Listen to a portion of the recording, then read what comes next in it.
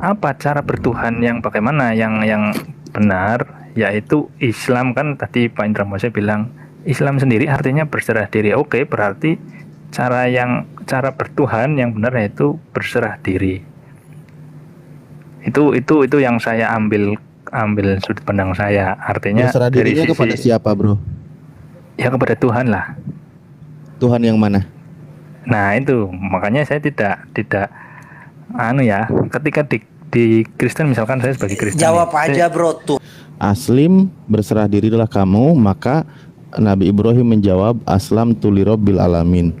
Jadi berserah dirinya kepada penguasa seluruh alam. Bukan main lokal, bukan tentang Israel, bukan, tetapi Tuhan semesta alam.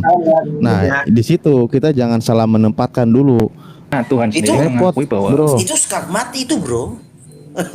Iya, sekarang karena kalau ada ajaran yang membunuh sesama manusia, apalagi dia manusia tidak bersalah, malah diyakini mengampuni dosa, itu bermasalah, bro. Imannya. Jadi cara Alif begitu. Jadi kalau diskusi dengan Alif harus tahu benar-benar bro larinya kemana, karena dia itu membalikan sesuatu yang tidak ada hubungannya. Itu Alif. Nah, iya, saya tahu jurusnya. Yang Itu tidak mengajarkan membunuh. makanya saya itu jarang diskusi dengan Alif karena jurus Dalam bahasa Yunani menggunakan akhiran epsilon. Itu berarti diseru dia. Misalnya kurie itu berarti tuan. berarti Tuhan ya. Kita akui cara umat Kristiani mengenal Tuhan itu sulit. Gitu ya. Dibandingkan dengan konsep yang dibawa oleh umat Yahudi dan umat Islam. Termasuk ketika disalib pun di situ Bapak juga ikut disalib. Bukan Bapak tapi Firman. Loh gimana? Tadi kau yakini Bapak di dalam aku. Iya, itu kan menyatakan hubungannya Pak Alif tentang kebagaimanaannya. Nah, kalau hubungan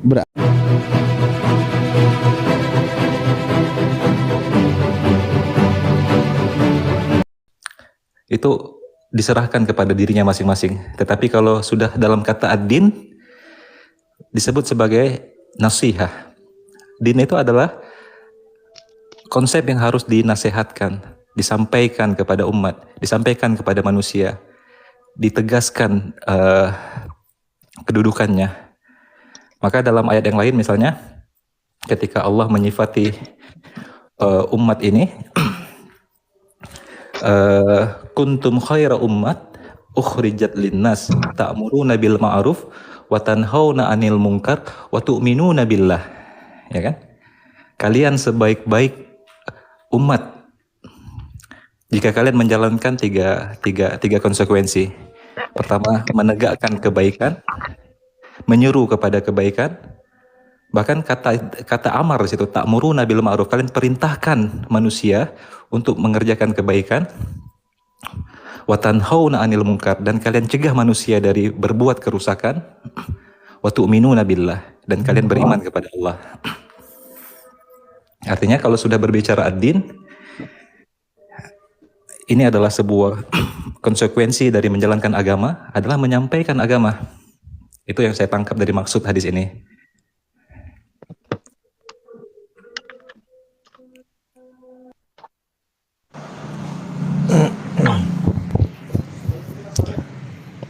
Terima kasih atas penjelasan yang diberikan. Yang saya tangkap di sini berarti ad-din ini adalah ketaatan gitu ya Ustadz ya, ketaatan yang penuh seperti itu ya. Walladzi arsala rasulahu bil huda wa dinil haqq liyuzhirahu 'alad dini kulli walau karihal musyrikun munafikun wa kafa billahi syahida, gitu ya. Jadi cukuplah Allah menjadi saksi bila mana ya kita taat aja gitu ya. Maksudnya din ini taat aja gitu. Diterjemahkan dulu Bang ayat tadi Lebih. bagus sekali itu. Biar para pendengar kita memahami maknanya juga. Oh, huwa dia laki-laki tunggal itu kan huwa, dialah Allah. Walladzi arsala rasulahu, dialah Allah yang mengutus rasul. Bil huda, bawa petunjuk. Wadinil haq, dengan agama yang benar. Liyuzhirahu, untuk dizahirkan, ya. Ya. Liyuzhirahu, untuk dizahirkan ala dini kulli, dari seluruh agama. Nah, Walau karisahal musyrikun, walau orang-orang musyrik membenci. benar. Artinya sifat kedua atau konsekuensi dari din yang kedua adalah harus zahir, harus tampak, harus menang, harus unggul dari yang lain. Oleh karenanya, Iya, iya. oleh karenanya begini, Bang Ali dan teman-teman yang lain, Bro Yao juga, saya pernah bilang begini bahwa ketika orang-orang Yahudi mengatakan bahwa kami tidak beriman kepada Nabi Muhammad dan Nabi Isa, tapi kami beriman kepada nabi-nabi Bani Israel dari Musa sampai sebelum Isa, ya kan? Mereka seperti itu. Dan mereka mengatakan bahwa ya karena apa yang dibawa oleh Isa dan Musa tidak seperti yang apa dibawa Musa. Padahal mereka sama-sama, para nabi ini membawa agama Islam. Oleh karenanya saya boleh bilang begini. Orang yang kafir di zaman kenabian, di zaman syariatnya Nabi Muhammad, ketika dia mengatakan saya tidak mau Muhammad karena saya tidak cocok dengan beliau, orang ini seandainya Allah hidupkan di zaman dakwahnya Nabi Nuh, dia pasti akan kafir kepada Nabi Nuh. Karena orang kafir mau di zaman Nabi Muhammad, mau di zaman Nabi-Nabi sebelumnya, modelnya sama. Mereka adalah orang-orang yang membangkang. Sebagaimana iblis itu kafir karena membangkang. Dia menolak itu, dia membangkang. Nah, jadi nggak bisa beralasan seperti itu. Ya, saya katakan, orang yang kafir di zaman Nabi Musa, Samiri membuat patung dari emas berupa anak sapi. Dan mereka menyembahnya, menyekutukan ini dengan Allah. Mereka menjadikan ini sebagai Tuhan selain Allah. Samiri ini nggak bisa dia seandainya hidup dia mengatakan, "Nah, saya kafir karena saya ketemu Musa. Coba saya ketemu Muhammad, saya nggak kafir." Sallallahu alaihi wasallam. Nggak bisa. Samiri seandainya hidup di zaman Nabi Muhammad, dia pasti akan kafir. Andaikan saja Abu Jahal ini adalah umatnya Nabi Musa, dia pasti akan kafir ke Nabi Musa. Ya. Andaikan saja orang-orang yang kafir terhadap orang-orang Yahudi yang kafir kepada Nabi Isa hidup di zaman Nabi Muhammad, pasti mereka akan kafir. Jadi itulah makanya apa ya? Datangnya Rasul itu untuk menjadi ini apa Ustadz Ali, pembeda gitu. Saya kira Ustadz Ali lebih tahu. Untuk menjadi pembeda artinya apa? Rasul itu datang itu untuk menunjukkan perbedaan. Mana sih? Karena apa ya? Orang-orang yang hanif, ya orang-orang yang hanif dengan orang-orang yang musyrik, itu mereka sama-sama mengklaim. Yang hanif bilang kamilah agama yang benar. Yang musyrik, yang syirik juga bilang kami agama yang benar. Nah, datanglah Nabi Muhammad SAW yang benar itu yang hanif, yang musyrik gak benar. Jadi datangnya Nabi Muhammad itu untuk memastikan bahwasanya orang ini walaupun ngaku-ngaku benar tapi dia salah. Kurang lebihnya gitu ya Ustadz Ali, mohon maaf jika ada yang salah. Ya, Masya Allah. Mungkin sebagai penutup dari saya untuk Bro Admin gini. Dari semua pembahasan tadi kita sudah bisa menyimpulkan bahwa dalam keyakinan Islam ada kesinambungan risalah di antara para rasul dan para nabi. Mulai dari Nabi Adam sampai kami meyakini Nabi Muhammad sebagai utusan terakhir, membawa konsep yang sama, mengesahkan Allah, mentauhidkan Allah, menjadikan hanya satu Tuhan yang berhak disembah, Tuhan yang paling benar. Selain dari Tuhan tersebut adalah Tuhan yang batil, adalah Tuhan yang tidak berhak disembah. Maka dalam perjalanan dari Nuh alaihissalam, Musa alaihissalam, Ibrahim alaihissalam, sampai kepada Isa alaihissalam, terjadilah apa yang kita namakan sebagai persimpangan sejarah, di mana nabi-nabi terdahulu dianggap sebagai utusan Allah, manusia-manusia pilihan dan mulia, membawa ajaran yang sama, membawa konsep untuk mentauhidkan Allah saja, menunggalkan Tuhan. Namun, kenapa tiba-tiba pada sosok Isa alaihissalam ada sebagian manusia yang menganggap itu berbeda? Ada sebagian manusia yang menganggap begitu status Isa, status Yesus sudah berbeda dengan Musa, sudah berbeda dengan Ibrahim, dan seterusnya. Bahkan berbeda dengan Adam sekalipun. Artinya ada sesuatu yang, kalau kami boleh katakan, disitulah yang kalian perbedaannya. Disitulah kalian menjadikan sosok Isa berubah dari keseharusan kelayakan bagi dirinya, di mana dia sama seperti Musa, dia sama seperti Ibrahim, dia sama seperti Noah. Dia seorang utusan Tuhan yang mulia. Dia pembawa ajaran Tuhan untuk mengajarkan umatnya, manusia yang bersama dia di situ, untuk mengenal Tuhan yang benar. Tidak ada perbedaan. Begitu juga dengan Muhammad alaihissalam. Sama kedudukan antara mereka semua. La nufarriqa bainahum. Kami tidak membedakan kedudukan di antara para nabi tersebut. Mereka semua utusan Allah yang mulia. Sallallahu alaihi wasallam. Jadi sebagai pertanyaan untuk dijawab oleh Bro Admin, dari seluruh perjalanan risalah yang seharusnya berkesinambungan ini, yang mana juga kami meyakini Isa sebagai utusan Allah yang membawa ajaran yang sama, meneruskan ajarannya Nabi Musa, kenapa tiba-tiba kedudukannya malah berubah? Bahkan merubah ajaran yang kita anggap sebagai ajaran yang seharusnya mentauhidkan Allah, menjadikan Allah sebagai Tuhan yang tunggal. Di situ missing link-nya. Maka hari ini kita mendapati kan,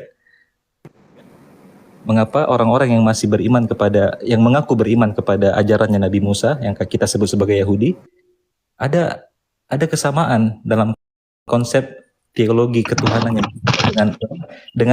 dengan risalah setelahnya, yaitu risalahnya Nabi Muhammad, mentuhankan Tuhan yang satu.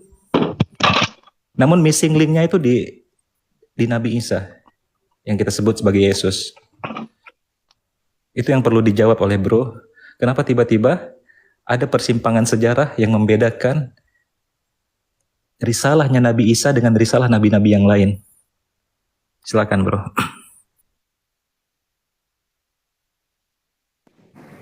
Ya Pak Ali, saya rasa kalau sejarah sih mungkin semuanya udah tahu ya. Bahkan pengertian Maksud saya dari pribadi Bro. Dari kekristenan sendiri, sumber-sumbernya dari mana kan sudah. Dari pribadi Bro sendiri. Oh, dari pribadi. Oke. Ya.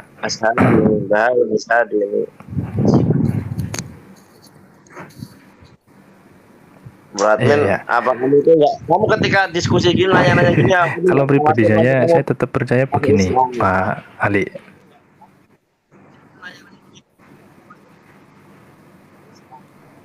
Ya, silakan. Sebentar, sinyal merah. Geser sedikit. Ya.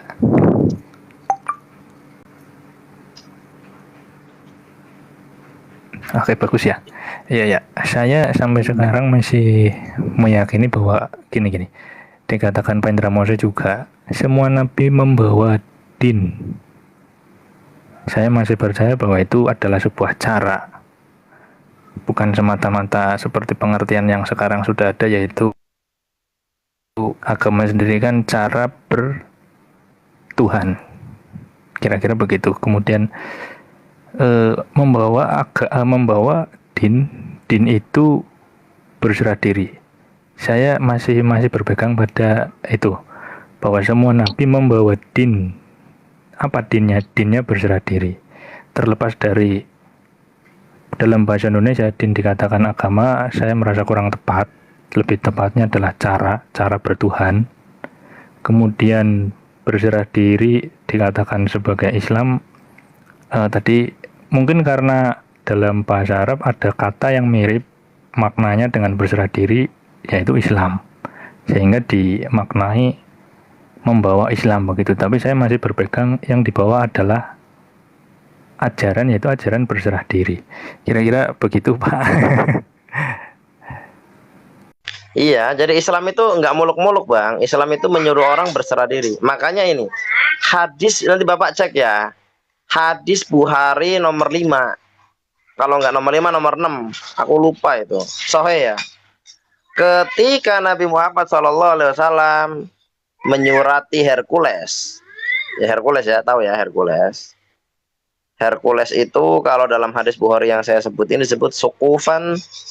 Ya, Sukufan, dia seorang uskup di Ilia, di daerah di Suriah sana ada kota namanya Ilia, mungkin Elia atau gimana itu ya.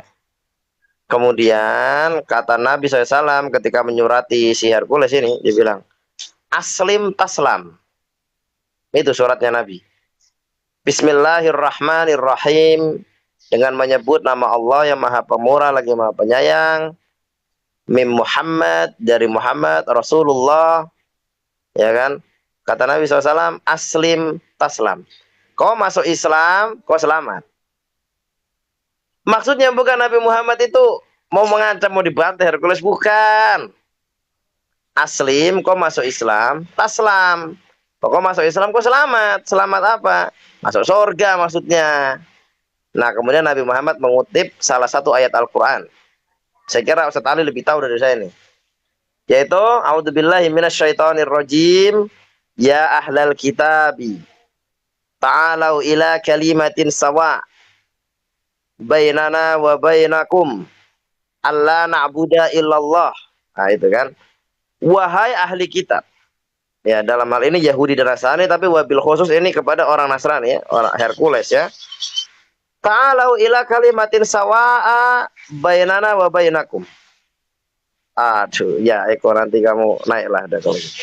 Ya, ta'alau ila kalimatin sawa bainana wa bainakum.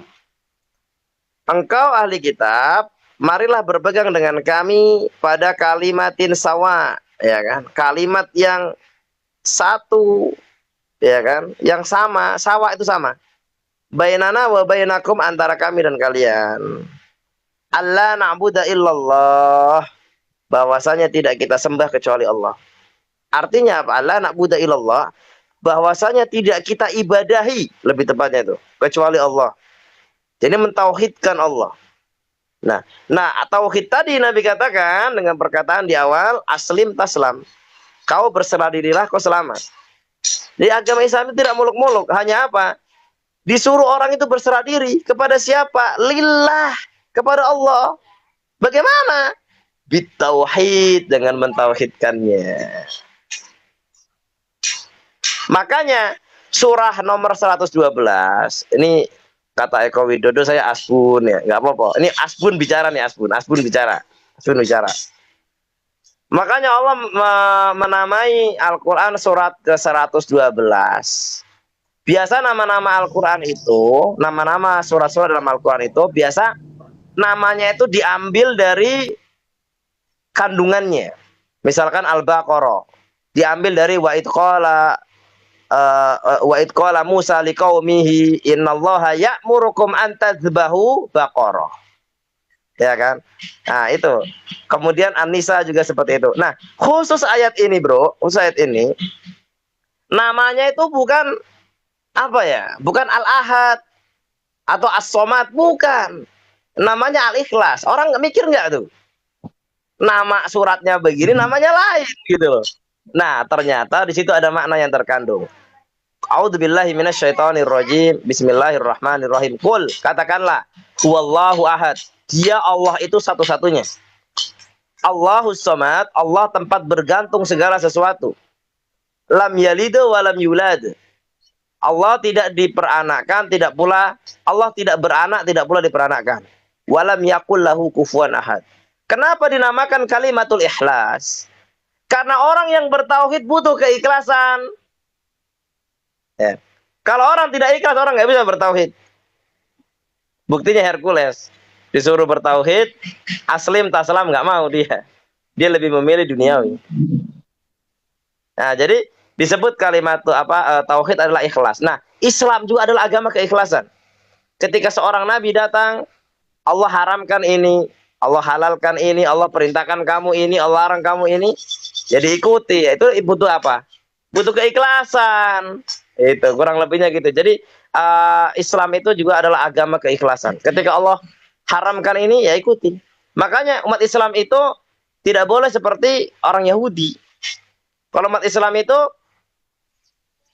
sami'na wa ata'na. Kami mendengar dan kami taat. Kalau orang Yahudi sebaliknya, sami'na wa asoina. Kami mendengar dan kami membangkang. Kurang lebihnya gitu saya serahkan kepada para tuan guru. Ustaz Alif, marhaban. Ahlan wa sahlan. Monggo silakan ditambah-tambahkan, monggo. Ya, Oke, baru gabung. Terima kasih. Assalamualaikum. Waalaikumsalam warahmatullahi Ini wabarakatuh. kebetulan Ada. ada warahmatullahi wabarakatuh. Malikil Bang Amalek. Malikil. Malikil bermelek. Malikil Amalek. Halo kawan-kawan. Apa Itu kabar namanya semua? Amalek. Gini Hedi tak tanya ya. Malikil Amalek itu artinya apa? Herdi jelek.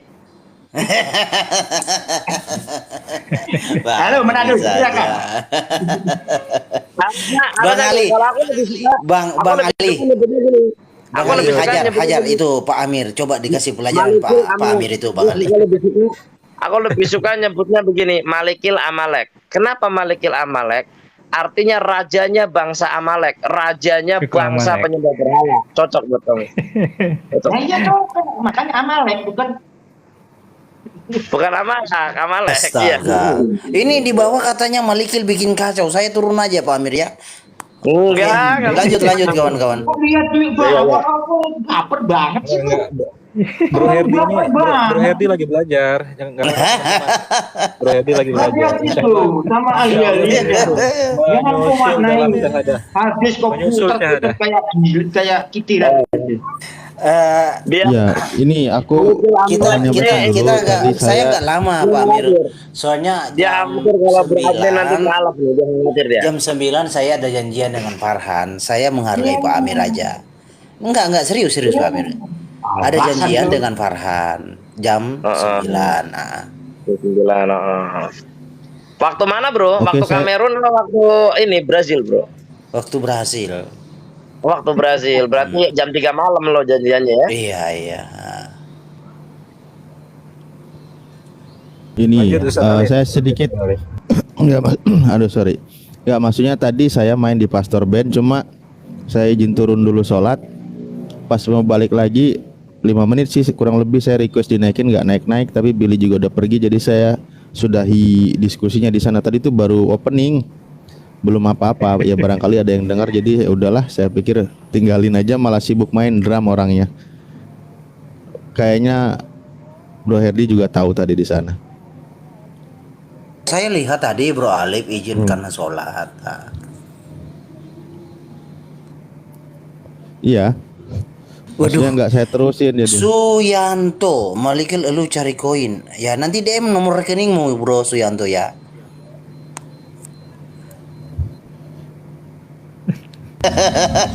DM ke Pak Amir bukan ke Malikil. DM ke Pak Amir. Kirain beneran. Saya mau kasih nomor rekening saya, Bro Herdi. Lanjut apa nih tadi bahasannya sama Bro Admin? Itu loh, tadi saya bilang, Pak Indra Mose kan bilang semua nabi membawa agama, yaitu Islam. Tapi saya ambil dari sudut pandang lain. Oke, semua nabi membawa din. Din di sini saya artikan semua nabi membawa cara bertuhan, yaitu Islam. Saya ambil sudut pandang lain, yaitu berserah diri. Jadi bukan Islamnya, karena yang saya tahu ketika din ini diartikan sebagai agama, kan pengertian bahasa Indonesia yang setelah muncul sekarang ini, dan itu seolah-olah sebagai suatu merek tertentu begitu. Makanya saya ambil pengertian yang lain, sudut pandang lain, ya ini sudut pandang sendiri. Din ini berarti cara bertuhan. Nah, Iya. sedangkan apa cara bertuhan yang bagaimana yang benar, yaitu Islam. Kan tadi Pak Indra Mose bilang Islam sendiri artinya berserah diri. Oke, berarti cara bertuhan yang benar yaitu berserah diri. Itu yang saya ambil sudut pandang saya. Artinya Berserah dari dirinya kepada siapa, Bro? ya kepada Tuhan lah. Tuhan yang mana? Nah itu makanya saya tidak ketika di Kristen, misalkan saya sebagai Kristen Jawab nih, aja bro, Tuhan Mekah Iya, iya. atau Tuhan Israel begitu. ya kalau Bang Iya, Herdi kalau memang kalau kayak gitu.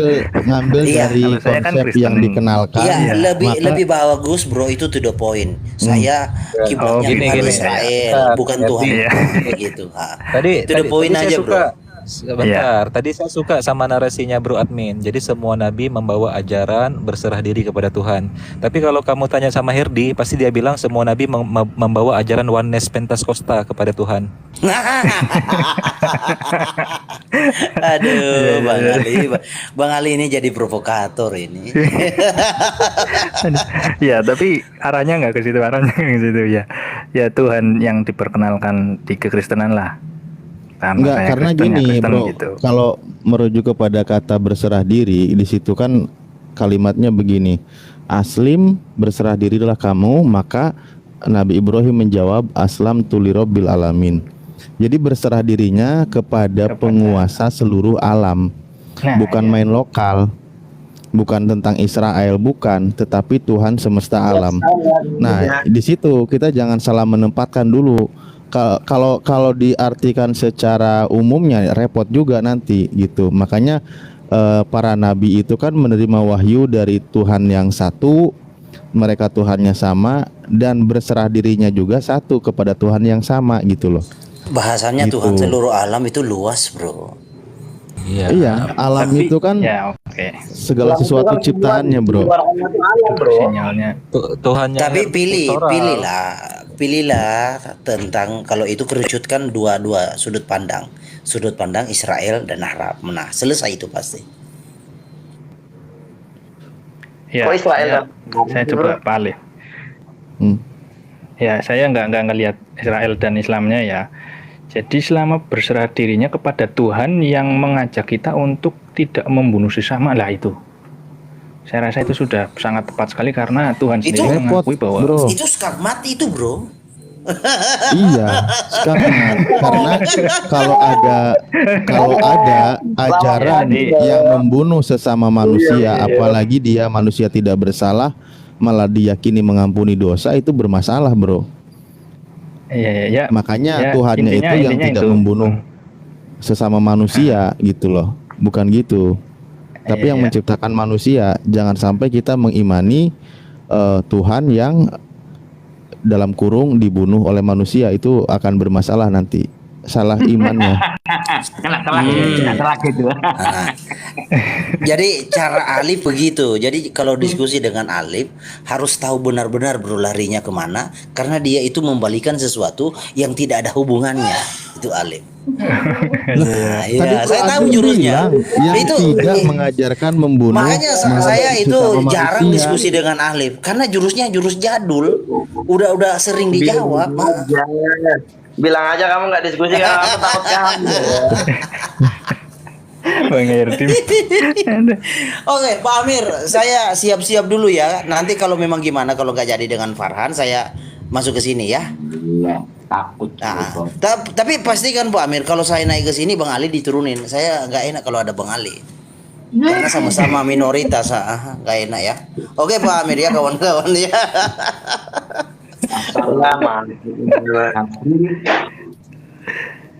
Soalnya gini, Bro Admin, Iya, Pak Alif. dalam beberapa perdiskusian belakangan ini juga ada beberapa narasi dari misal dia mengaku sebagai dari orang Advent, tapi dia punya pandangan yang berbeda, bahwa dia tidak mengimani, dia tidak meyakini bahwa kematian Yesus itu untuk menebus dosa manusia.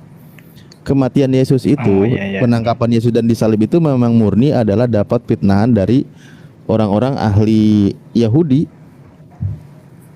bukan karena ingin menebus dosa manusia. Nggak ada ajarannya Yesus tuh kayak gitu, nggak ada gitu. Ya. Itu namanya tumbal kan? Tumbal namanya. Ya. Ya, Tadi memang. sebenarnya Bro Admin belum jawab pertanyaan saya. Kenapa ada missing link dari ke ketersambungan pengajaran antara para rasul, para nabi yang kita sudah akui bahwa mereka mengajarkan ajaran untuk berserah diri kepada Tuhan yang satu, kepada Tuhan yang esa. Tiba-tiba ada perbedaan kentara ketika manusia yang datang setelah masanya Yesus itu malah menjadikan Yesus itu sebagai Tuhan. Pulau. Oh ya, ya Pak Ali, begini, yang saya Mas, enggak ya, naikkan ini. yakin itu begini. Gimana Pak Amir? Iya lanjut. Enggak. Iya. Sama Bang Ucok. Nanti aja Bang Ucok ya. Ini aku naikkan Raja Pulau. Silakan Ya. Raja Pulau. Ya Pak Ali, jadi saya lebih menekankan kepada kata berserah dirinya yang diwujudkan melalui tindakan antar sesama manusianya. Jadi makanya tadi di awal kan saya bertanya, kalau orang salah penafsiran kira-kira diampuni enggak gitu. Ingat kan tadi di awal. Kan saya sudah jelaskan juga, apalagi ketika kita bicara konteks berserah diri kan bukan kepada sesama manusia itu. Jelas kepada pencipta kalau berserah diri. Beda dengan berbuat baik ya. Iya, paham. Maksud saya implementasinya loh. Berarti Iya, Pak. berserah ini dalam perwujudan tindakan, bukan semata-mata hanya pengakuan pribadi, tetapi berwujud dalam hubungan begitu. Iya. Misalnya nih, sebagai contoh misalnya, ketika kita disakiti, kita tidak melakukan perbuatan yang sama dengan cara menyakiti orang lain, tapi kita berserah diri kepada Tuhan, biar Tuhan saja, baiknya Tuhan. Artinya kita percaya sama Tuhan begitu.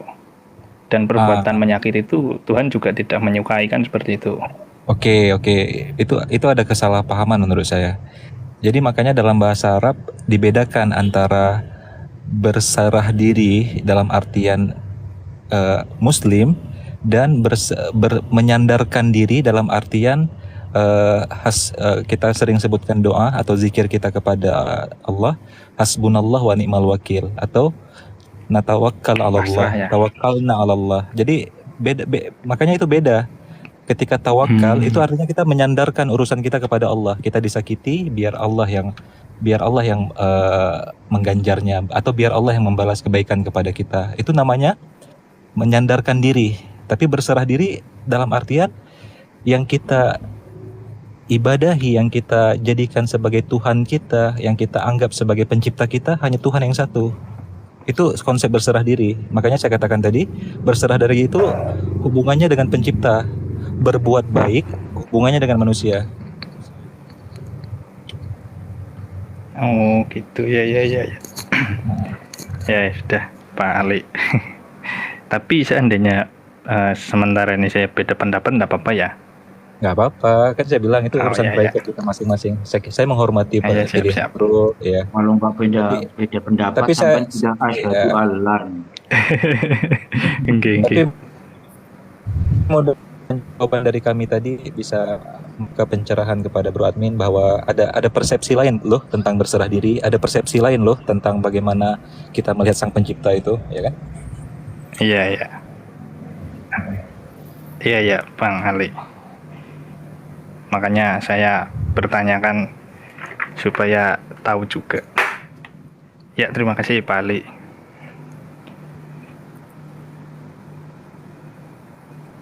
Maju. Bro, Ali. Bro Admin. Ya. Ya gimana Bang? Jadi ketika masalah tadi memaknai kata berserah, ketika merujuk kepada Diri, ajaran ya. Nabi, tentu sesuai dengan ajarannya, maka di dalam ajaran Islam itu kan begini, yang kalimatnya itu sangat familiar ya, bahkan di dalam Islam. Ketika dia mau sholat gitu kan, doa iftitah itu wajah tu wajhiyalladzi fataras samawati wal ar hanifa muslima atau hanifa wa ma anna minal musyrikin, dan sampai seterusnya, inna sholati wa nusuki dan seterusnya.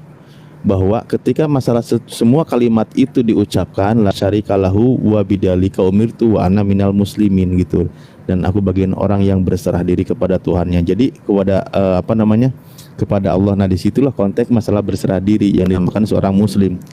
Masalah sholatku, ibadahku, hidupku dan matiku diserahkan kepada Allah Tuhan semesta alam. Nah, begitu konteksnya dalam ajaran-ajaran gitu. Jadi jangan sampai kita kita berserah diri itu kepada sesuatu yang tidak tepat gitu. Jangan sampai salah, atau jangan diliarkan makna dari kata Islam atau Muslim gitu. Nanti bahaya soalnya, karena para nabi itu jelas menerima wahyu dari Tuhannya, memang Tuhannya sama satu, sesuai dengan ada di surah Al-Anbiya juga kan, bahwa para nabi itu diberi wahyu, tidaklah aku mengutus seorang rasul sebelum engkau Muhammad kecuali aku wahyukan kepadanya bahwa tidak ada yang berhak disembah selain aku, kata Allah kan, maka sembahlah aku, di Al-Anbiya 25 itu. Nah, disinilah kita konteksnya nanti akan berserah diri, menerima ketetapannya, perintah dan larangannya kayak gitu. Makanya kita serahkan semua itu. Nah, dalam hal konteks berserah diri ini jangan sampai kita salah tempat gitu, atau salah menempatkan kita berserah diri kepada siapa. Dan jangan juga diumumkan makna ini gitu. Oh, saya juga berserah diri, nanti repot juga. Ada yang berserah diri kepada siapa? Kepada Fir'aun, kepada apa? Berarti muslim juga dong, kan parah juga gitu. Nah, makanya jangan diliarkan maknanya dulu, bahwa berserah diri konteks orang muslim di sini adalah berserah diri kepada Tuhan yang Maha Esa, yang satu, yang menghidupkan, mematikan, memberikan rizki gitu kan. Dan banyak sekali di situ bahwa konteksnya, terutama semesta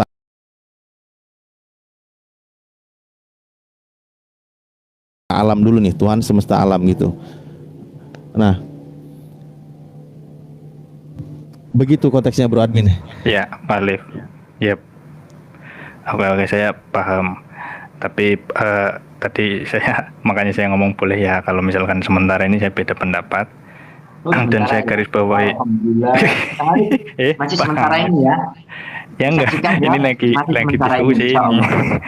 Ya, makanya saya selalu berpegang begini Pak Alif. Barangkali ya nanti disangka coba. Saya berpikirnya itu begini loh, terlepas dari gaya, cara, dan model manusia menafsirkan bagaimana Tuhan, selama ajaran berserah dirinya tidak ada ajaran untuk membunuh orang lain dengan alasan apapun, itu tetap diterima oleh Tuhan, terlepas dari konsep, cara, pandangan bagaimana dia menafsir Tuhannya.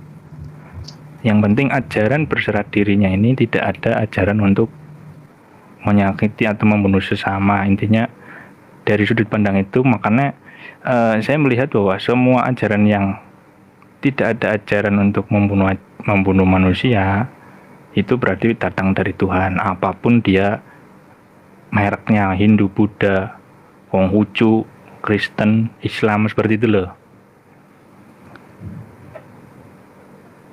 Jadi karena dari sudut pandang Tuhan sendiri kita tidak tahu secara pastinya ya. Bahkan dari Kristen juga walaupun ada doktrin yang digaungkan terus, tapi kan tetap lagi puncaknya misteri kan gitu. Gitu Pak yang saya pegang. Lanjut.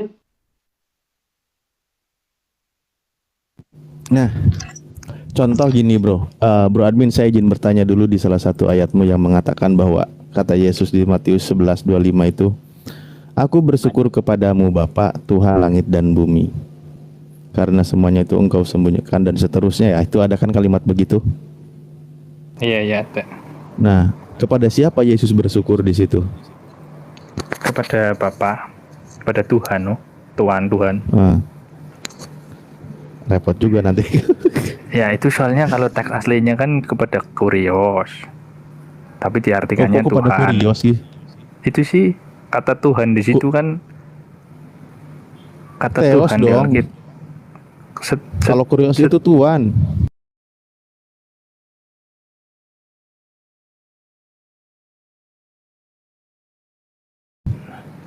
Iya, setiap kata Tuhan di Alkitab itu kan Kalau di ayat itu kira-kira apa itu? Theos atau kurios? Iya, yang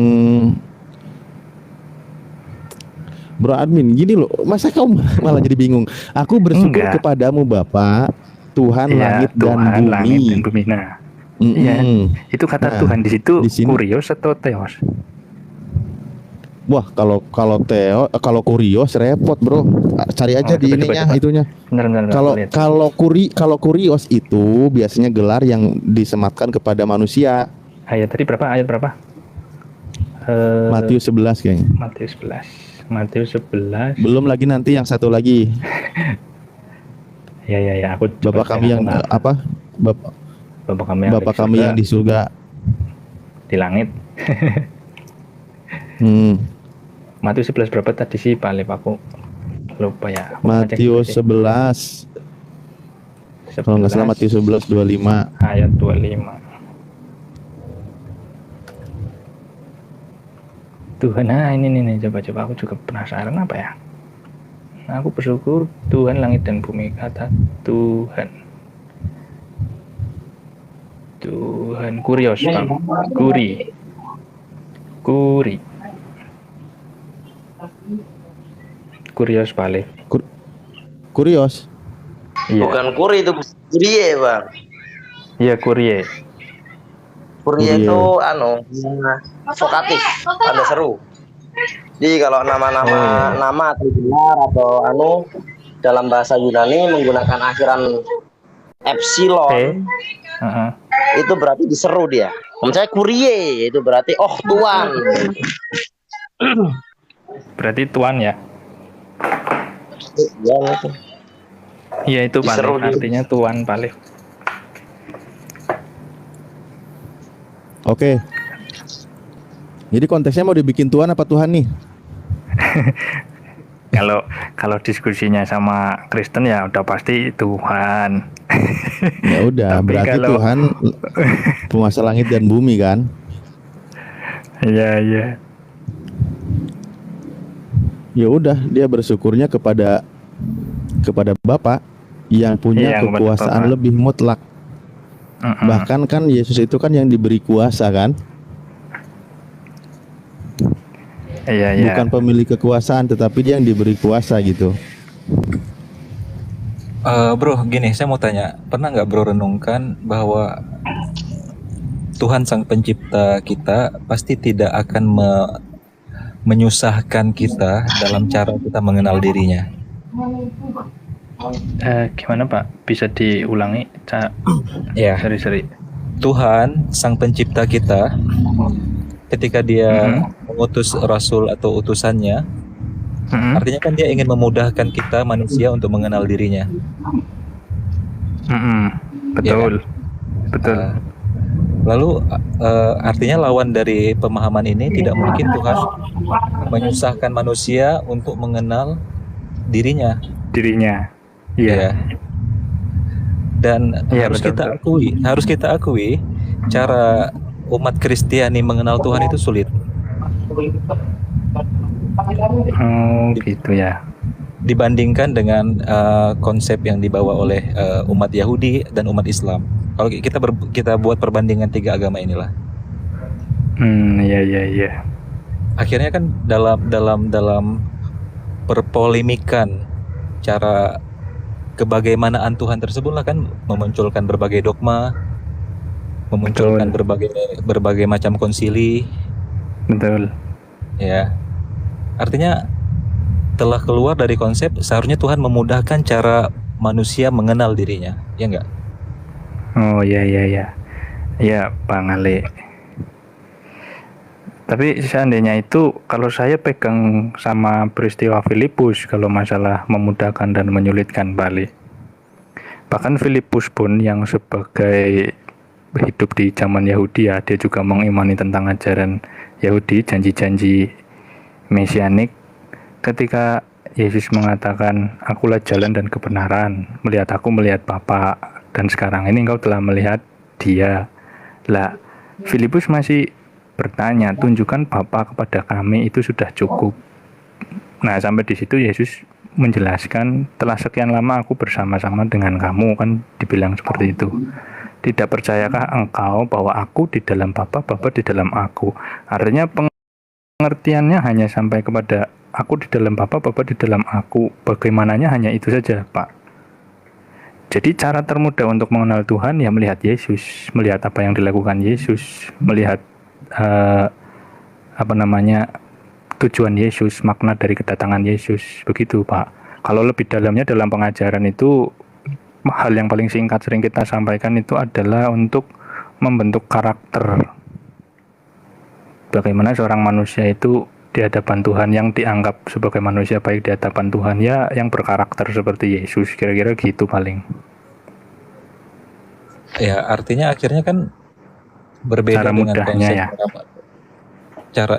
artinya kan sudah berbeda mutlak dengan cara konsep memahami Tuhan, atau Bani Israel memahami Tuhan, dan apalagi ketika kita berbicara kepada konsep Islam memahami Tuhan ya.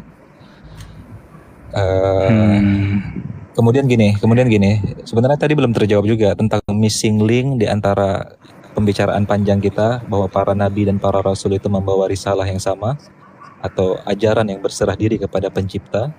Tiba-tiba sampai kepada Yesus membawa ajaran berserah diri kepada dirinya.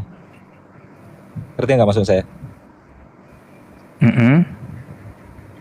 Apakah mungkin setiap utusan yang datang membawa ajaran, mulai dari Noah, Ibrahim, Abraham, Moses, Yesus, kalau kita bicara bahkan sampai kepada Nabi Muhammad, semuanya itu membawa ajaran yang sama, kita sepakati tadi, dalam bahasa Arabnya Islam, cuma dalam bahasa universalnya, berserah diri kepada Sang Pencipta. Betul. Namun tiba-tiba pada masanya Yesus, kenapa manusia setelahnya menjadikan Yesus itu sebagai sumber tempat berserah diri? Ya itu karena dari tidak dilakukan kepada tidak dilakukan oleh umat-umat sebelumnya kepada Noah, tidak dilakukan oleh umat-umat sebelumnya kepada Abraham, tidak dilakukan juga oleh umat-umat sebelumnya kepada Moses.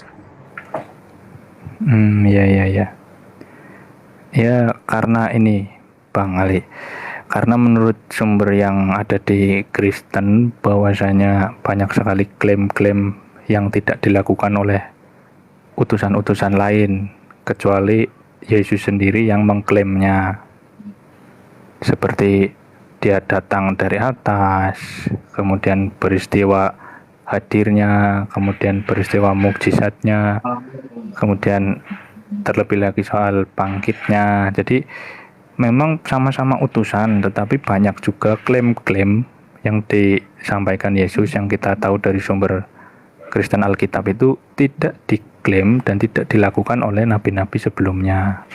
Mungkin termasuk nabi besar seperti Musa misalkan. Orang-orang tahu bahwa Musa adalah utusan Tuhannya yang tidak kelihatan itu. Sementara dari sisi Yesus sendiri, Yesus mengklaim bahwa dia lebih mengenal Bapa, dan dia juga mengklaim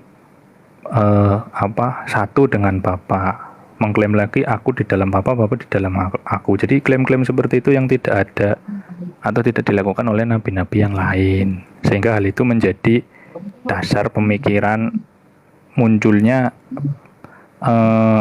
cara berpikir untuk menerjemahkan Alkitab atau yang disebut dengan doktrin itu.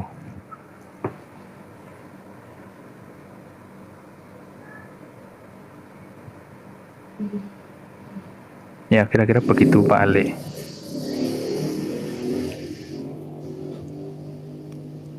Sebenarnya repot bro admin kalau itu jadi standar ketuhanan itu. Iya Bang Ali kita repot terus. Ya iyalah. Iya. Karena Iya. Bapak di dalam aku di dalam Bapak. Di sisi lain bahwa Bapak lebih besar dari aku. Iya betul. Ya gimana juga. Kalau menurut Bang Alif itu artinya apa?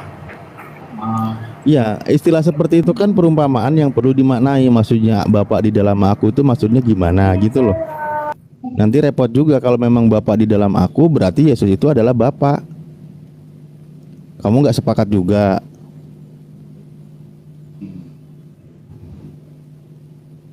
Apa kamu yang bagian dari sepakat Yesus itu adalah Bapa itu sendiri? Enggak, Enggak, enggak sepakat. Enggak kan? Iya. Enggak. Makanya itu kan Jadi gini. yang dibahas itu kan di Yohanes 10:38 kan. Tapi di Yohanes 14 itu bahwa yang dikatakan yang 28 itu Bapa lebih besar dari aku kan gitu. Bahwa beberapa kali ucapan Yesus di Yohanes 5:30 juga dia tidak bisa berbuat apa-apa dari diriku sendiri. Semua yang kuucapkan adalah kehendak Bapa gitu, bukan kehendakku kan gitu.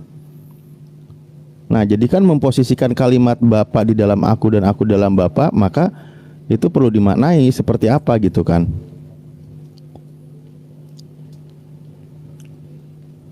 Kalau yang Monggo gimana? kalau yang itu yang ayat Selamat malam sebelumnya. juga Pak Raja ini. Oh ya, kalau yang ayat sebelumnya Pak Alif, kira-kira pemaknaannya gimana? Ayat sebelumnya itu yang akulah jalan itu loh. Ya, kalau masalah akulah jalan itu yang kebenaran dan hidup itu. Iya. Jalan Berarti itu kan saya- sarana menuju kepada Tuhan. Benar-benar saya buka. Masuk di situ jalan kan berarti kan dia membawa ajaran, mengajarkan agar dia hidup selamat. Makanya jangan diyakini juga kalau akulah jalan lalu nggak mungkin juga kan kamu apa nginjekin Yesus untuk nyampe kepada Bapa atau ke surga. Iya. Kan sebenarnya Yang kalau berikutnya, Pak. kalimat-kalimat indah Yang berikutnya itu bunyinya begini. bacalah. Begini. Aku lagi nggak baca. Iya. Oh ya, yang berikutnya bunyinya begini. Sekiranya kamu mengenal aku, pasti kamu juga mengenal Bapakku. Sekarang ini kamu mengenal dia dan kamu telah melihat dia. Berarti Bapa adalah Yesus. Bukan. Kan itu tadi Yesus. pertanyaannya. Makanya Filipus kan makanya bertanya, tunjukkan Bapa kepada kami itu sudah Filipus. cukup. Iya. Sekian lama kita bersama Filipus. Ingat Pak Lamsen saya. Iya. Ya, gitu. Artinya ya cara mudahnya kita melihat Yesus, melihat Bapa gitulah. Itu kan di ini ya, di Yohanes 10 ya, benar ya? Yohanes 14:7.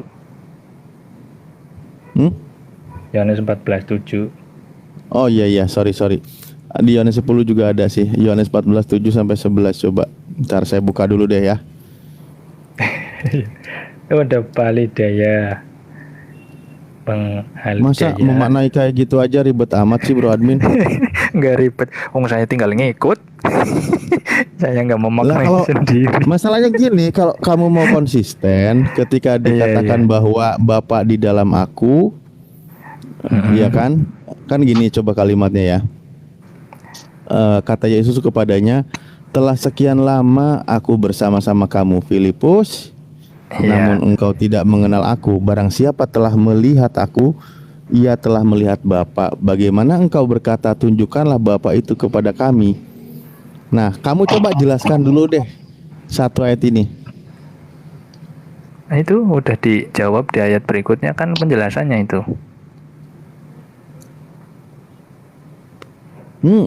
Jadi berarti kamu yakin bahwa Yesus itu adalah Bapa? Di dalam. Di dalam Yesus ada Bapa. Yap. Baca sampai habis bang, biar jelas itu. Oh iya. Enggak. Berarti Bunyinya- Bu Admin meyakini Yesus itu di dalam Bapa. Bapa itu di dalam Yesus. Ya, tentang kebagaimanaannya tidak mengerti dalam analisa penelitian teknologi atau bagaimana tidak ada penjelasan, tetapi saya tetap percaya dengan klaim ini begitu. Enggak gini loh.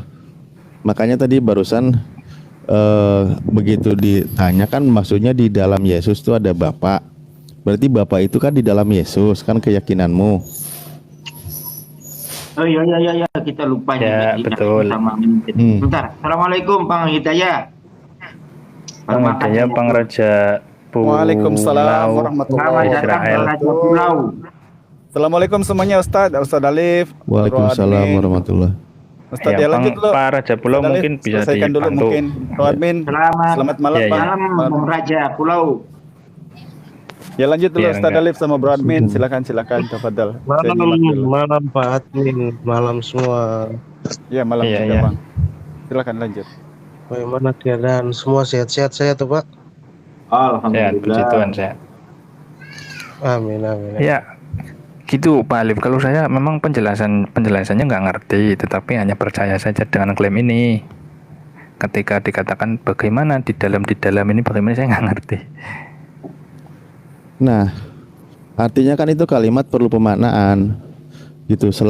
Kan cobalah sebenarnya ya kalau saya coba pahami dari kalimat-kalimat seperti ini itu kan maksudnya seluruh ajaran Bapa itu tentang Bapa itu ada di dalam diri Yesus. Makanya kan Yesus mengajarkan kan di situ, mengajarkan jangan sampai nuntut ingin melihat Bapa, ya lihatlah aku ini tentang ajarannya, segala yang disampaikannya gitu. Karena mengenai masalah esensinya tentu berbeda gitu loh. Berbedanya kan misal gini, yang tadi saya katakan, karena sebenarnya Bapa itu kan lebih besar. Bapak lebih besar dari aku. Kalau Bro Admin bilang Bapak di dalam aku, sementara Yesus itu udah kelihatan seperti apa, berarti Bapak itu lebih kecil. Kalau secara esensinya ya, esensi Bapak itu di dalam diri Yesus. Kan berarti kan perlu dipahami dan dimaknai kalimatnya. Katanya banyak juga ucapan Yesus itu penuh dengan perumpamaan gitu loh. Cobalah kita baca ya, baca misal sampai beberapa ke depan gitu.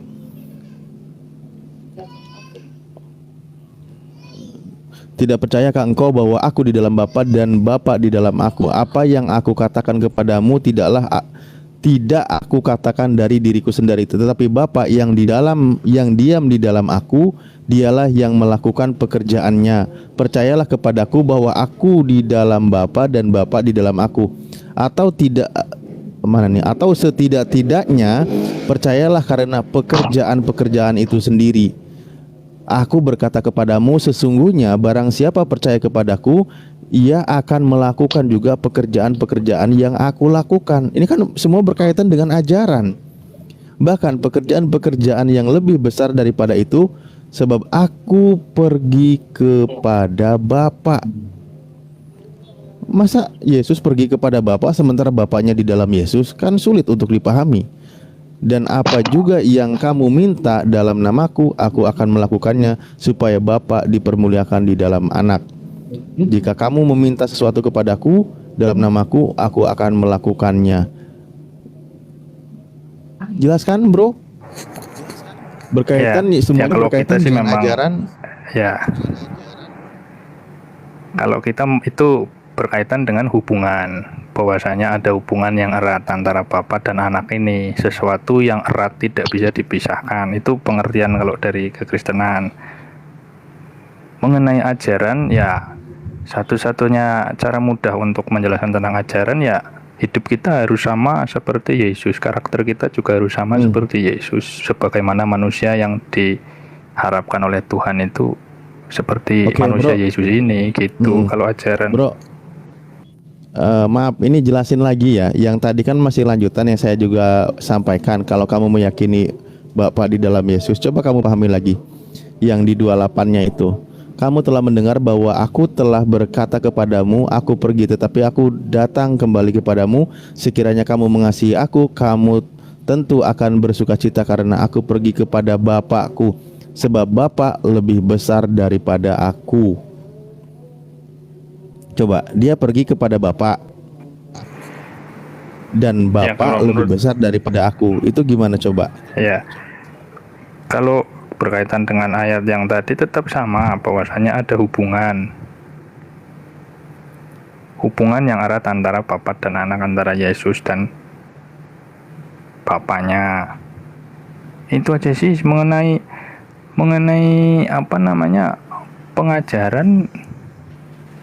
pengajaran Yesus, ya intinya memperbaharui yang dulunya bertindak berdasarkan perintah, sekarang bertindak berdasarkan kasih, kan kayak gitu. Itu sih paling yang singkat-singkatnya Pak yang saya bisa. Ih, Bro Admin, tolong tangkap dong Sampein. pertanyaanku. Kalau Gimana masalah sih? Bapa lebih besar daripada Dia aku, Yesus pergi kepada Bapa. Kata Yesus Iya. kan, aku akan pergi kepada Bapa sebab Bapa lebih besar daripada aku. Coba pahaminya gimana? ya Nggak mungkin dia kan pergi gini, apa?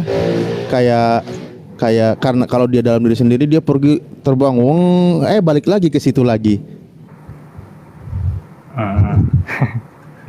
Nggak mungkin Iya, kan, iya, ini iya, menunjukkan esensi yang berbeda gitu. Yang satu Iya, itu kan ajarannya gitu, apa yang diperintahkan Yesus lakukan. Kayak di Yohanes 12 itu kan, perintah darinya. Oh ya ya, kalau Pak Alif yang satu ajarannya. Oh iya, kalau saya kan yang satu itu ya hubungannya atau entitasnya. Nah ini ada Pak Daniel juga nih, Iya, mantap iya, nih iya, Pak iya, Daniel iya. SR Pak Amir. Ya kalau Pak Raja Paulus silakan barangkali bisa bantu jelasin. Pak. Kalau dari Kristen itu yang satu entitasnya. Ya, Coba tanya Amir, Pak Daniel Amir, SR itu, dia orang Ustadz Kristen Alif, juga dia. Bang El Dia Hidayah, Bro sudah Admin, Pak Raja Pulau, saya izin turun dulu ya. Kemana Bang Ali? mana Bang Ali?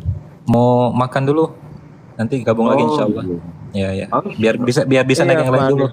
Ya. Siap, siap. Assalamualaikum. Wah, Ya, makasih, Pak Ali. Terima kasih. Ya, Waalaikumsalam Pak warahmatullahi Raja wabarakatuh. Pulau mungkin bisa bantu jawab kali. Pak Daniel dia Kristen cuman dia meyakini selama Yesus hidup itu adalah manusia. Oh ya ya ya, murni ya, manusia murni ya. Murni. Iya iya iya. Mana Pak Daniel? Naik Pak Daniel. Pak Daniel. Silakan Pak Raja Pulau sambil nunggu. Silakan Bang Raja Pulau.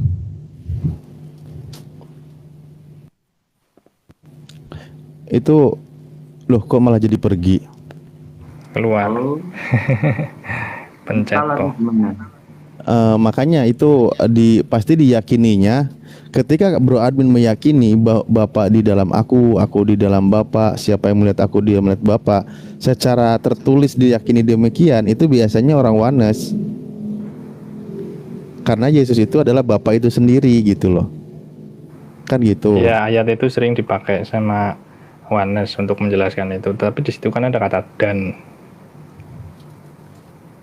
Nah, masalahnya kamu percaya nggak bahwa Bapak di dalam Yesus? Kalau aku percaya, kalau misalkan Wanes harusnya Enggak, itu aku ya adalah oke gini Bapa, gini itu gini. harusnya ayatnya Maaf Bro, jelasinnya begini. komplit. Biar komplit tuh. Lukas, Yohanes, Matius, Markus, Paulus yang belum. Aliran baru nanti itu Bro Admin ya. Maksudnya gini loh. Ada juga beberapa ayat contoh gini ya. Kita misal saya sambil buka juga Yohanes 5:30. Bentar ya. Aduh. Di situ kalimatnya juga jelas. Aku menghakimi sesuai dengan apa yang aku dengar dan penghakimanku adil. Saya buka dulu aja deh. Aku tidak dapat berbuat apa-apa dari diriku sendiri. Aku menghakimi sesuai dengan apa yang aku dengar dan penghakimanku adil, sebab aku tidak menuruti kehendakku sendiri, melainkan kehendak Dia yang mengutus aku. Dia yang mengutus. Pertama Dia, kedua mengutus, ketiga kehendaknya berbeda. Gimana coba?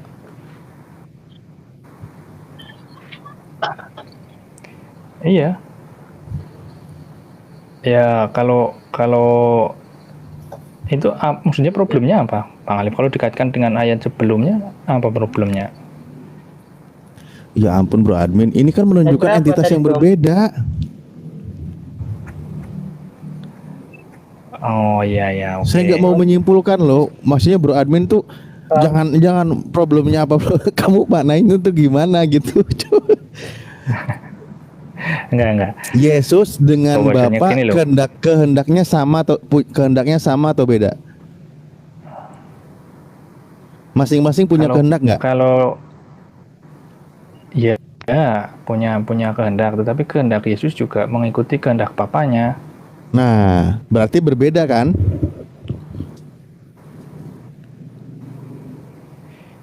Kalau Ayat berapa iya tadi, Pak Alif, Bro? kalau berbeda kan memang mengakui Bapa dan Yang Yesus memang berbeda. yang barusan Yohanes 5:30. Yohanes 5:30. Bapa dan anak berbeda Pak Alif. Berbeda. Tetapi bagi kita entitasnya sama. Tuhan juga gitu loh, Allah juga. Meskipun tidak ada yang secara eksplisit menyebutkan Yesus Allah ya, atau Yesus Allah lah, tidak ada yang secara langsung, bahkan hanya ada pengakuan dari murid. Tapi hal itu sudah menunjukkan bahwa Yesus juga Allah. Bro, termasuk ketika disalib pun di situ Bapak juga ikut disalib. Bukan Bapa tapi Firman. Loh gimana sih? Anak Tadi kau yang yakini Bapak di dalam aku. Iya, itu kan menyatakan hubungannya Pak Alif, tentang kebagaimanaannya. Nah, kalau hubungan berarti jangan bilang esensi Bapak ada di dalam Yesus. Itu sebatas tentang hubungan, bagaimana ajaran pemberi firman dengan yang penyampai firman kepada pengikutnya, dan antara yang penerima firman dan pemberi firman, kan gitu. Bahkan di Yohanes 17 itu kan bahwa mereka juga bersama-sama menyatu dengan Bapa kan.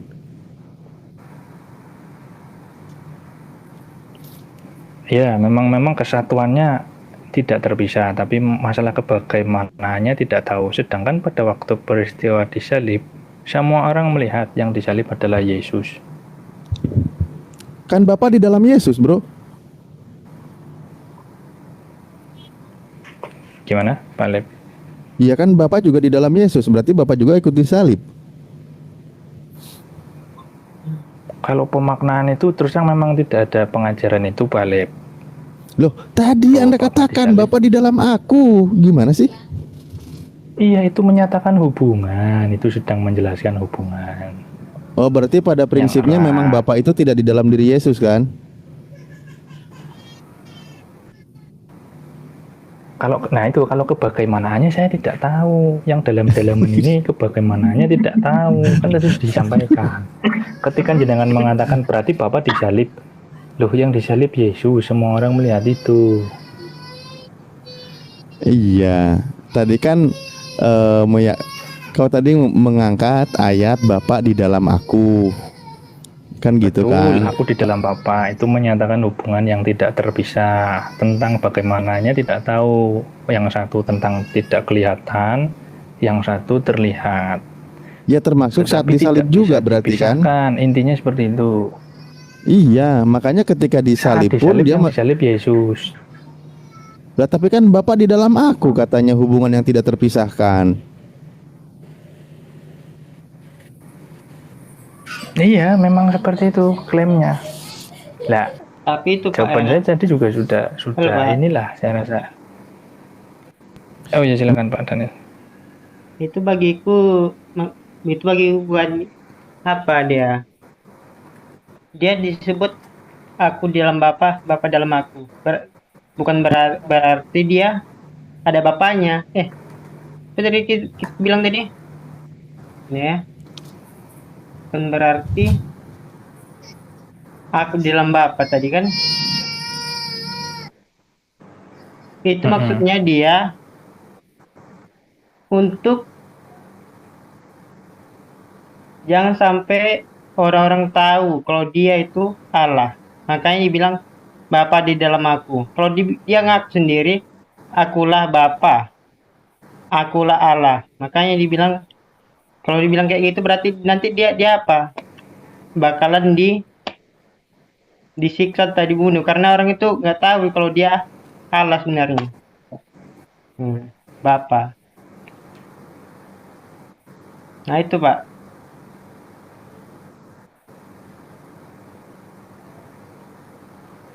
Halo? Ya, jadi gimana kesimpulannya? Bapak di dalam aku itu Maksudnya gimana jadi? Bahwa benar-benar di dalam diri Yesus itu ada Bapa Nggak ada, secara nggak ada. esensinya? Emang diri, Nggak ada kan? emang dia sendiri Bapa. Dia cuma Yesus. dia bagian aja, biar orang nggak tahu dia kalau dia itu termasuk Allah. Kita bilang termasuk Allah. Karena kalau dia langsung bilang ini keceplosan, bilang ini, akulah Allah. Mungkin nanti orang sekitar dia bakalan menghajar dia, memukul dia, makanya dia nggak kasih tahu langsung. Nah itu dia. Aduh, ini kok jadi kemana sih? Aku makin bingung. Enggak, gini Pak Alif. Enggak, jangan bingung. Gini loh. Gimana? Katakan Bapak ini tidak ada wujudnya. Tentang kebagaimanaannya kita tidak tahu.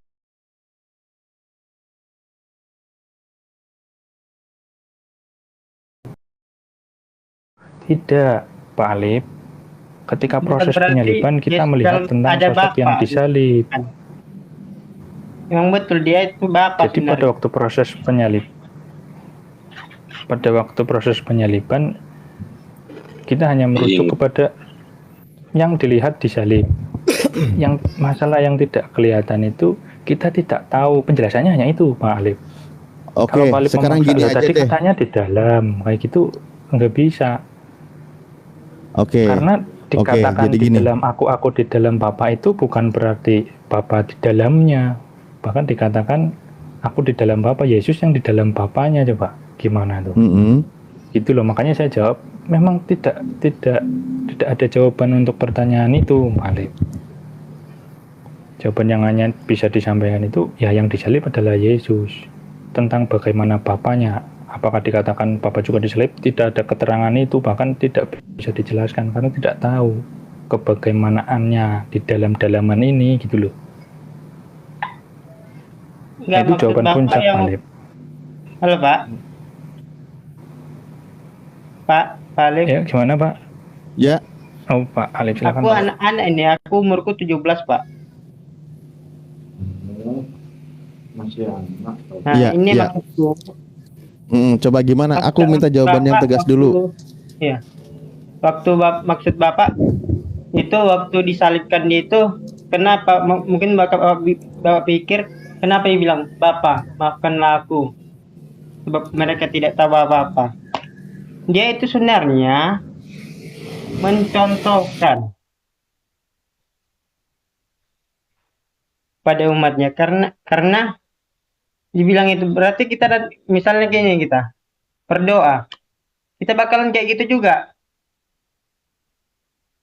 Kita misalnya berdoa kan kita pun bakalan kayak gitu juga, karena berdoa misalnya Bapa maafkanlah mereka tidak tahu apa-apa. Nah, kayak gitu juga kita. Nah, itu menyontohkan doang, bukan berarti dia berdoa pada Bapaknya, nggak ada. Dialah itu Bapa sendiri. Lo gimana sih? Yohanes 17. Nah, Aku please lah, aku jangan diajak kemana-mana dong. Gini, ketika tadi juga sudah beberapa dikatakan, ya udahlah kita ini aja, saya persingkat. Misal gini, kalau aku Matius nih, 6, di Matius 6 ya nomor 9 dikatakan bahwa karena itu berdoalah demikian, Bapa kami yang di sorga, dikuduskanlah namamu, datanglah kerajaanmu, jadilah kehendakmu di bumi seperti di sorga. Tuh, berikanlah kami pada hari ini makanan. Ini ucapan Yesus juga kan? Nah iya, itu mencontohkan Pak. Bapaknya di mana bapaknya? Itu mencontohkan. Misalnya kayak dia bilang ini, dia kan bilangnya nggak apa tadi Bapak bilang tadi pertama, bilang dulu ayat berapa dulu bilang, nggak ayat berapa. Berarti jangan yang Bapak kami Pak Alif, tapi yang Ya sudah. waktu Nggak, Pak. sampai nangis darah itu loh. Di namanya Getsemani. Ah, itu. Tamat. Ya suka-suka saya nyari lah kok malah. Bukan, kalau yang doa Bapak kami kan dianggap contoh. Iya. Oh ya udah. Nah, Oh. Gini, ya udah, saya sebelum yang itu saya buka Yohanes 17 aja deh ya. Nah, Dari 1 nih, demikianlah kata Yesus. Lalu ia menengadah ke langit dan berkata, Bapa, telah tiba saatnya, permuliakanlah anakmu supaya anakmu mempermuliakan engkau. Silakan dicerna dulu 1 ayat, jelaskan deh ya. Come on. Aku minum kopi biar makin semangat. Yohanes. Aku tak beli kopi dulu sebentar, Pak Alif. Download aja biar cepat.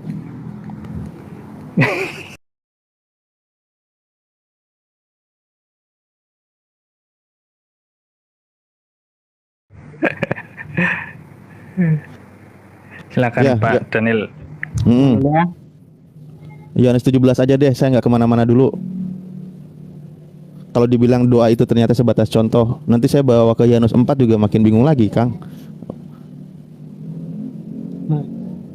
Ya Yesus untuk murid-muridnya. Demikianlah kata Yesus. Lalu ia menghadap ke langit dan berkata, Bapa, telah tiba saatnya permuliakanlah anakmu, supaya anakmu mempermuliakan engkau. Nah, itu Pak, kan aku bilang tadi kan, menengadah ke langit dan berkata, Bapa, dan telah tiba saatnya Kalau tadi saya mengutip Matius 6, ketika masalah berdoa itu katanya kan contoh bahwa katakanlah tidak berlaku untuk Yesus, dia hanya sedang mencontohkan kan. Kan di atas ada bacaan doa Yesus untuk murid-muridnya. Iya betul, makanya ini yang bukan contoh, ini langsung permintaan Yesus, ini bukan contoh lagi. Malah Yesus berdoa untuk murid-muridnya, dia minta kepada Bapa. Kata Yesus, lalu ia menegahkan ke langit dan berkata, Bapa, telah tiba saatnya, permuliakanlah anakmu, supaya anakmu mempermuliakan engkau. Nah, itu Pak, tahu ya, itu depan murid-muridnya atau apa dulu itu? Itu. Gimana? Itu depan murid-muridnya atau apa waktu dia berdoa? Ya dia berdoa untuk murid-muridnya agar dimuliakan juga nanti. Enggak, maksudnya depannya ada sekitar muridnya, dekat-dekat muridnya maksudnya. Waduh, ini Yesus sedang berdoa loh. Iya berdoa. Jangan ngomongin oknum yang didoakannya ada di sampingnya atau tidak, itu nanti lain lagi bahasannya itu. Ini mengenai Yesus berdoa kepada Bapa. Daniel. Halo ya. Kau tahu kau pun nama pengarti ya? Apa? Kau tahu kau pun nama Daniel pengarti kah tidak? Usai, su tahu. Usai Dengar. nama sih. Gitulah. Ini bro, ini namanya memang Daniel. Usai su tahu su nama belum? Saya tahu saya pun nama kasing. Atau pengarti apa? Itu yang benar. Usai ini masa beta aja di lain. Anakmu tunggu Pak ya, biar ku apa dulu nih ya. Ya sudah lanjut Daniel. Mungkin Bang Raja mau bantu. Biar ku Ya, pikir-pikir dulu. Nama apa tidak sama jadi artinya. tidak bisa bantu. Ntar dulu. Oh, dia nggak sama Kang Ali. Doa Usai Yesus. saya makan. Ayo Daniel nih bikin malu beta sah.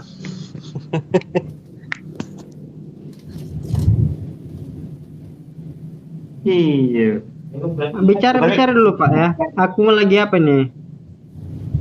Apa yang dimaksud dia di ayat ini? Yang dibilangnya. Berdoa dia. Iya, Yesus berdoa. Berdoanya kepada siapa? Kepada Bapa. Tunggu ya. Pertama dipahaminya Yesus di mana? Di bumi. Bapa di mana? Di surga. Kan gitu. Itu yang sudah sangat jelas. Bahkan Yesus datang dari Bapa, kan gitu. Bapa di mana? Di surga. Di Yohanes 1 Yohanes 4 itu kan bahwa barang siapa yang percaya kepada Yesus sebagai anak manusia yang datang dari Allah, kan gitu juga kan. Itu dijelaskan. Artinya ada oknum yang berbeda gitu. Makanya di sini kan sedang menjelaskan bantahan tadi tentang bahwa Bapa di dalam aku gitu. Makanya kalau tentang esensi pasti berbeda gitu, karena bukan tentang esensi, karena pasti mesti dijelaskan, dipahami. Toh ketika tadi diyakini esensi juga, begitu dalam hal penyaliban tidak sepakat kalau Bapa itu juga ikut disalib gitu. Ya udah, kita jelaskan contoh menunjukkan bahwa esensi yang berbeda. Kita sekarang di Yohanes 17 setelah tadi di Yohanes 5. Begitu, Bro. Nah, di sini jelas posisi Yesus menengadahnya kemana? Ke langit. Berarti Bapa di mana? Di langit. Yang diminta siapa? Bapa. Kan gitu. Iya. Tunggu ya. Bukan.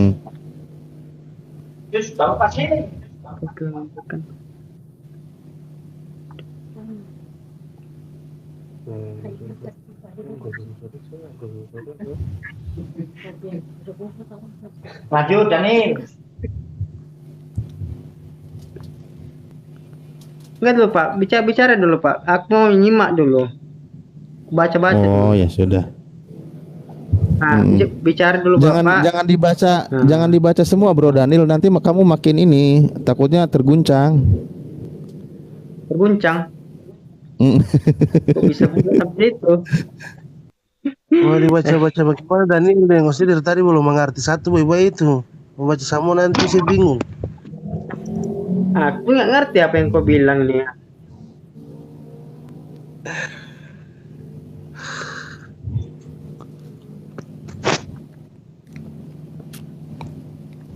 Bisa bicara dulu Bang.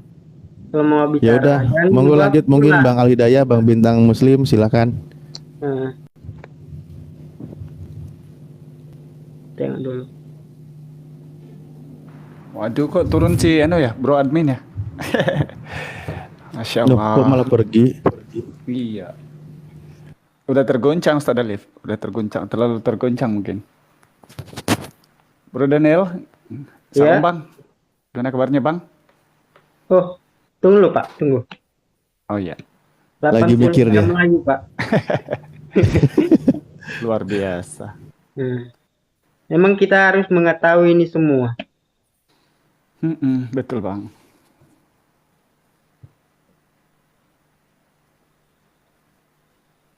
Bahkan kemarin dalam pembahasan itu biar yang Pak siapa itu berkitiu, ingat semua ucapan Yesus itu perumpamaan. Waduh, kata saya, kalau semua jadi gimana dong? Bagaimana? Kalau semua diumpamakan itu repot kali.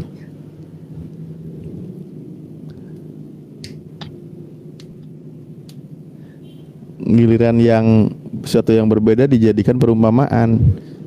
Giliran yang sesuai dengan keinginan dijadikan begitulah kalimatnya gitu. Bro Daniel, ini apa Kristen apa Bang? Protestan Bang? Aku. Iya. Aku dulu Protestan. Sekarang? Sekarang ON. Gimana Bang? ONKP. ONKP. Ini denom ini kok luar. Apa luar gereja biasa. Nias? Semakin menjanjikan kok. Kebanyakan.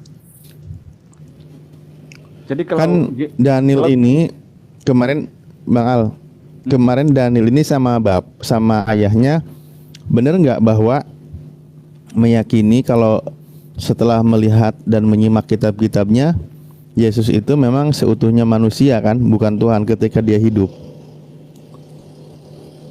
Bener nggak Bang Daniel? Apa? Yesus itu memang manusia, bukan Tuhan.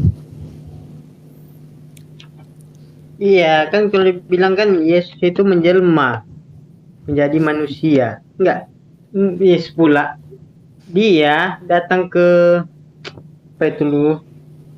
Kacau. Lupa aku. Oh, lupa lagi. Iya, Jadi lupa. Aku kalau ini ya Ustaz Alif, lupa mereka aku. ini kalau berpindah ke satu denom itu berlain-lainan mereka punya ini ya, pembawaan. Kalau contoh mereka itu Protestan macam Advent atau Anglican atau RC, itu mereka mengatakan bahwa Yesus itu adalah inkarnasi, kesatuan daripada yang tiga. Tetapi daripada itu kalau mereka pindah ke aliran yang denom yang lain, contohnya si Maliki Malak apa itu Ustaz? Agamanya apa itu katanya? Oneness dia. Oneness. Jadi kalau dia otomatis pindah ke oneness, otomatislah Yesus itu menjadi Allah langsung, tidak ada lagi keduaan ketigaan. Apalagi kalau mereka pindah ke seperti Trinitarian, itu seakan-akan giringannya itu seperti ala-ala Islam gitu. Tetapi tetap mempercayai bahwa Yesus itu mati sebagai penebus. Jadi mereka itu memang begitulah, di mana-mana pun kalau mau berpindah-pindah, maka berpindah-pindahlah keyakinan itu. Gitu Bang Daniel ya.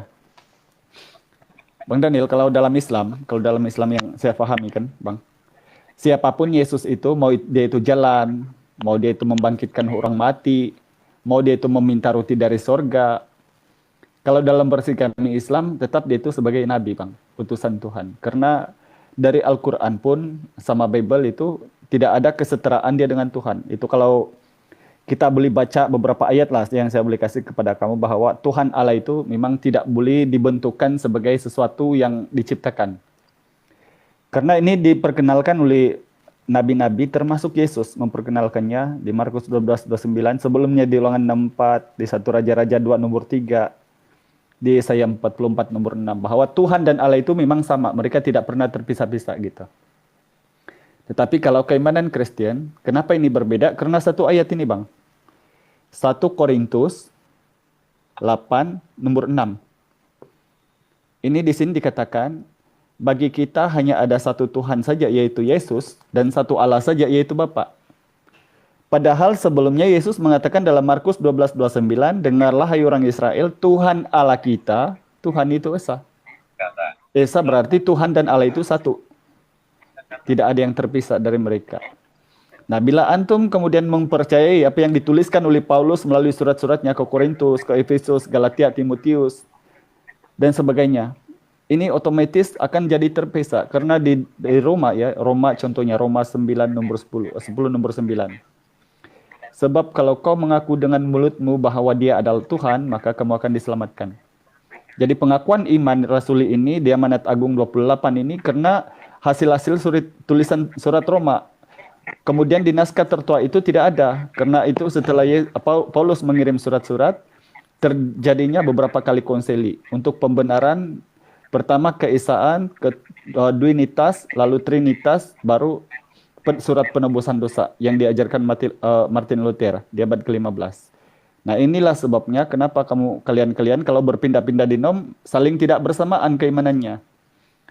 Walhal memang benar Yesus itu sebagai penebus di mana-mana di nom, tetapi anggapannya sebagai kepunyaan milik Allah Bapa ini yang berbeda. Nah, kalau dalam Islam itu Bang tidak gelepotan kalau Islam. Kenapa? Yesus itu adalah abduhu wa rasuluh. Di Yohanes 13 nomor 16 dikatakan di situ, seorang hamba tidaklah lebih tinggi daripada tuannya, atau seorang utusan tidaklah lebih tinggi daripada yang mengutus. Begitu Bro Daniel, kalau dalam Islam. Jadi siapapun Yesus itu, walau dia mengatakan aku dan Bapa adalah satu, walau dia mengatakan bahwa aku di dalam Bapa, Bapa di dalam aku, tetapi ini di Bible sendiri punya bantahannya. Kalau kita baca Yohanes ya nomor 14 sampai daripada 24 sampai 27, jelas di situ bahwa kita kalau percaya kepada Yesus dengan ajaran yang diterima dari Bapaknya, bukan percaya kepadanya dengan penuhanan kepada dia, begitu. Bro Daniel, coba Bang Daniel, coba dijabarkan Bang. Kalau mau diskusi sama saya, adem-adem aja gitu. Insya Allah kita coba menggunakan Alkitabiah.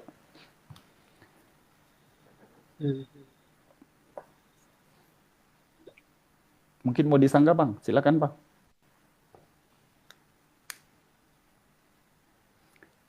Assalamualaikum Bang, Bintang Muslim. Assalamualaikum Bang. Boleh Bang, kalau ini mau menambahkan silakan Bang. Sama Bro Daniel, saya mute dulu. Ustaz Alif, ya tafadhal Ustaz. Ya, begitulah dari tadi obrolan mana lagi ini bro adminnya ini. Juga yang lain Daniel ya. Ini udah kepental.